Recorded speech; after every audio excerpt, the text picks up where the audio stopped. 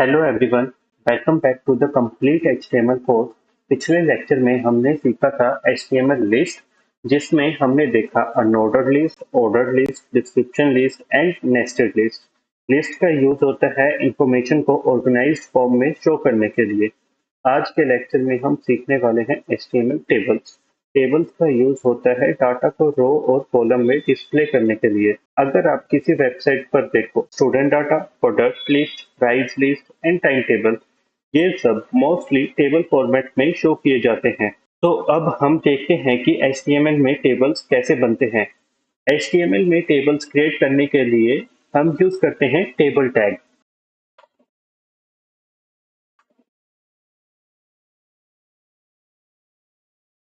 ये टैग बताता है कि टेबल स्टार्ट हो रहा है, लेकिन टेबल बनाने के लिए सिर्फ टेबल टैग काफी नहीं होता। इसके अंदर कुछ और टैग्स यूज होते हैं, जैसे कि TR tag, TH tag and TD tag. अब हम इन सब को डिटेल्स में समझते हैं। टीआर टैग टेबल में रो बनाने के लिए हम यूज करते हैं टीआर टैग। टीआर टैग हमें एक रो क्रिएट करके देता है, जैसे कि इसके अंदर हम जो भी डेटा लिखेंगे वो एक रो में मैनेज होगा। अब इसके अंदर हमारे पास आता है TH tag and TD tag. TH tag हमारा टेबल हेडर क्रिएट करने के लिए यूज होता है। अब अगर हमें कोई भी टेबल क्रिएट करना है तो उसके हमारे पास हेडर्स होंगे मल्टीपल। तो उन हेडर्स को क्रिएट करने के लिए हम यूज करते हैं TH tag. TH tag headers को ऑटोमेटिकली बोल्ड और सेंटर अलाइन कर देता है। तो जैसे कि अब यहाँ पर हम एक एग्जांपल लेते हैं। हम एक टेबल क्रिएट करते हैं जिसमें हम एक स्टूडेंट का नेम, एज एंड सिटी, तीन डेटा हम उसके लेंगे। अब यहाँ पर हमारी तीन कॉलम्स बनेगी, एक नेम की, एक एज की एंड एक सिटी की। तो उन तीनों के लिए हमें नेम, एज और सिटी हेडर में मेंटेन करने होंगे। तो सबसे पहले हम यहाँ पर हेडर क्रिएट करते हैं उसका।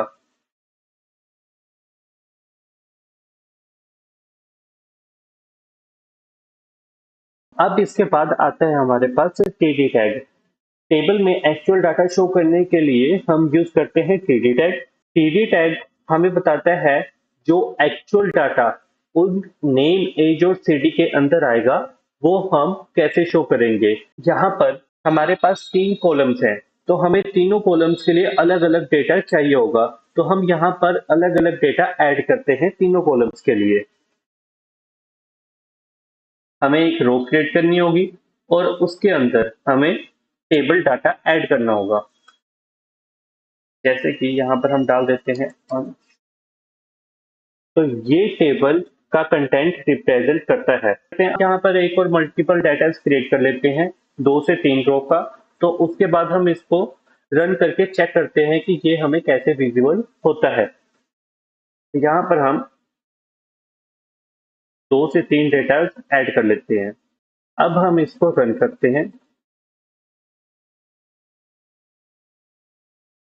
तो हमारे पास ये इस फॉर्मेट में आ रहा है। अब टेबल को विजिबल बनाने के लिए हम यूज करते हैं बॉर्डर इक्वल्स टू 1। ये टेबल के अराउंड बॉर्डर ऐड कर देता है। तो यहाँ पर अब हमें बॉर्डर उसका ऐड करना पड़ेगा। यहाँ पर अभी कुछ भी हमें दिख नहीं रहा।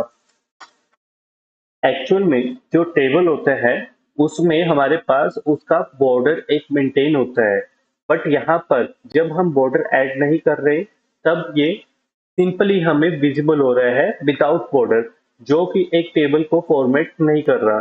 तो इसके कारण हमें यहाँ पर क्या करना पड़ेगा, बॉर्डर ऐड करना पड़ेगा। तो यहाँ से हमारे पास ये एक प्रॉपर टेबल क्रिएट हो जाता है। और मॉडर्न वेबसाइट में बॉर्डर सीएसएस से कंट्रोल किया जाता है। अब इसके बाद हमारे पास दो और कॉन्सेप्ट आते हैं, call span and row span. Colspan कभी कभी हमें मल्टीपल कॉलम्स को मर्ज करना होता है, इसके लिए यूज होता है कॉल स्पैन। अब कॉल स्पैन क्या करता है, मल्टीपल कॉलम्स को मर्ज कर देता है। जैसे कि हम यहाँ पर कॉल स्पैन अप्लाई करते हैं। अब इसमें हम जितनी वैल्यूज डालेंगे ये उतनी कॉलम्स को मर्ज कर देगा। फॉर एग्जाम्पल हमने यहाँ पर अंश के लिए 2 कॉलम्स को मर्ज करना है, तो ये क्या करेगा, ये यहाँ पर नेम और एज दो कॉलम्स को अंश के लिए मर्ज कर देगा और बाकी का डेटा हमारा नेक्स्ट में शिफ्ट हो जाएगा। तो इस तरीके से कॉल स्पैन वर्क करता है। अब कई जगह पर हमें मल्टीपल कॉलम्स को मर्ज करके एक डेटा के रिगार्डिंग हमें शो करना होता है, तो उस केस में हमारा ये यूज होता है। और इसके बाद आता है रो स्पैन।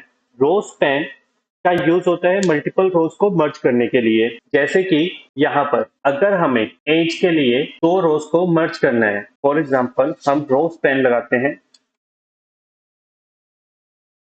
2। तो ये क्या करेगा, इसने दो रोज को मर्ज कर दिया यहाँ पर। तो इस तरीके से रो स्पैन हमारा वर्क करता है। अब प्रोफेशनल टेबल्स में कुछ एक्स्ट्रा टैग्स भी यूज होते हैं, जैसे कि T head, T body, T foot. T head tables का हेडर सेक्शन डिफाइन करता है, टी बॉडी टेबल्स का main data section and T foot table का फुटर सेक्शन डिफाइन करता है। एग्जाम्पल के लिए हम यहाँ पर अप्लाई करके चेक करते हैं। पहले हम रो स्पैन और कॉल स्पैन को यहाँ से रिमूव कर देते हैं। आफ्टर दैट हम यहाँ पर अप्लाई करते हैं। अब हमारा जो हेडर रो थी वो हमारी यहाँ से यहाँ तक की है, तो हम इसको हेडर में मेंटेन करेंगे।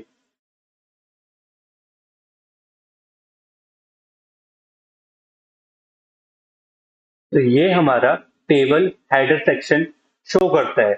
आफ्टर दैट जो भी हमारा बॉडी के अंदर डेटा आ रहा है वो हम टी बॉडी के अंदर मेंटेन करते हैं।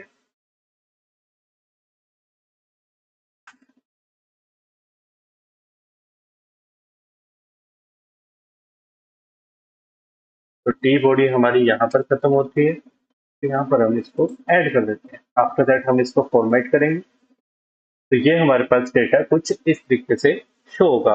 अब ये हमें टेबल हेडर सेक्शन दिखा रहा है और टेबल बॉडी सेक्शन हमारे पास ये है। तो यहाँ से आपको हमें अलग से क्लियर हो जाता है कि हमारे पास हेडर कौन सा है और बॉडी में डेटा कौन सा आएगा। अब इसके बाद मैं आपको एक प्रैक्टिस के लिए टास्क देना चाहता हूँ, जिसमें आप एक HTML टेबल क्रिएट करें जिसमें student name, course, city and उसकी एज, ये चार चीजें आप उसमें मेंटेन करें। तो आज के लेक्चर में हमने सीखा table tag, table row, table header, table data, col span and row span. Next lecture में हम सीखेंगे HTML फॉर्म्स। फॉर्म्स का यूज होता है यूजर से डाटा कलेक्ट करने के लिए। Example login forms, registration forms, contact forms. और ये HTML का बहुत इंपॉर्टेंट टॉपिक है। See you in the next lecture.